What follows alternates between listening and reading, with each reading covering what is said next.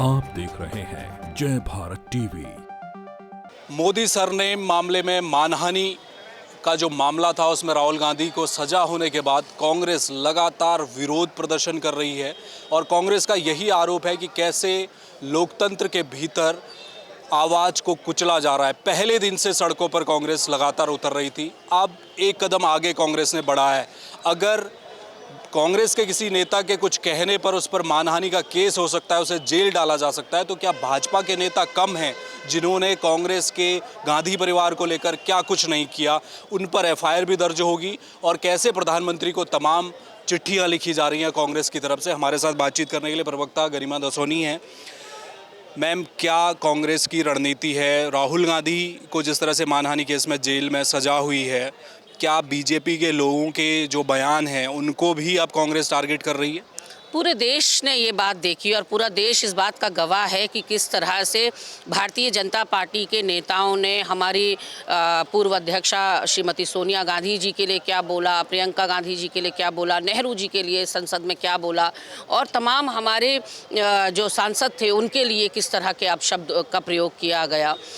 लेकिन अलोकतांत्रिक तरीके से सदस्यता केवल राहुल जी की रद्द होती है। कहीं ना कहीं ये पक्षपातपूर्ण रवैया है और इससे हम सहमत नहीं हैं। हमें लगता है कि दमनकारी नीति सरकार की लगातार बढ़ रही है। इनकी तानाशाही जो है सर से ऊपर अब पानी निकल चुका है और ऐसे में कांग्रेस पार्टी ने ये निर्णय लिया है कि पूरे देश भर में 1 महीने तक लगातार हम मुहिम चलाएंगे और ये आह्वान किया है प्रदेश कांग्रेस कमेटियों का कि तरह तरह से सत्याग्रह किया जाए, चाहे वो जन आंदोलन का रूप हो, चाहे वो गली नुक्कड़ में मोहल्ले में जनता को अवगत कराना हो कि किस तरह से एक शहीद परिवार के बेटे के ऊपर इस तरह से तानाशाही की जा रही है और उसका उत्पीड़न किया जा रहा है।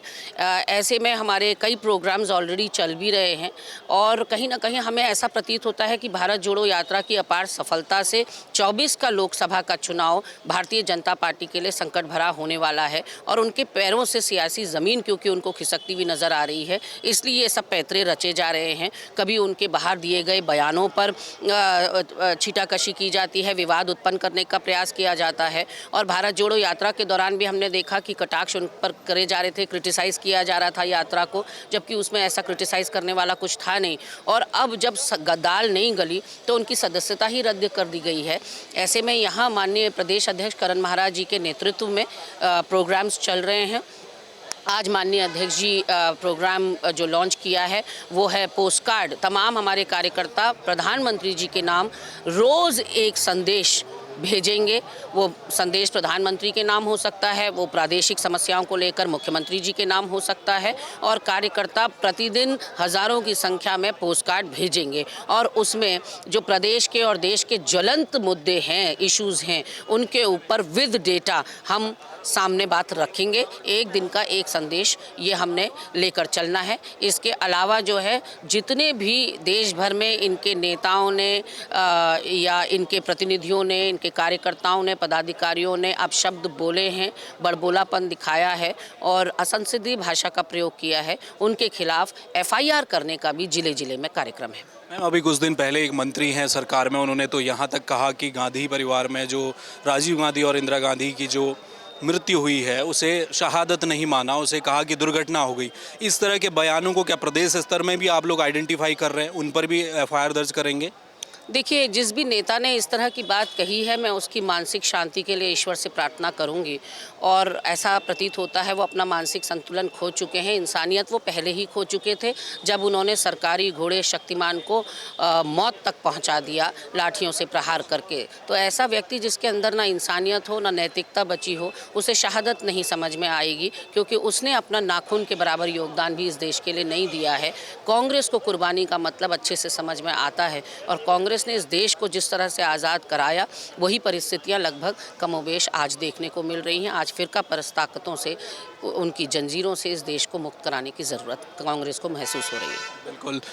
तो ये थी गरिमा दसोनी जिन्होंने कहा है कि कांग्रेस अगले 1 महीने तक इस प्रदेश में कई कार्यक्रम लॉन्च करने जा रही है। एक तो है प्रधानमंत्री को हर दिन एक कांग्रेसी एक पोस्ट कार्ड लिखेगा, जिस तरह से आप विजुअल्स में देख पा रहे हैं।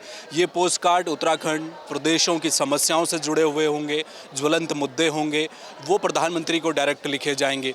मकसद सिर्फ इतना है कि जो समस्याओं को लेकर जहां आरोप यह है कि केंद्र सरकार और राज्य सरकार, जहां भी भाजपा की सरकार है, वो जनता की समस्याओं को देखने के बजाय, उन्हें सुलझाने के बजाय विपक्ष को ख़त्म करने की कोशिश की जा रही है।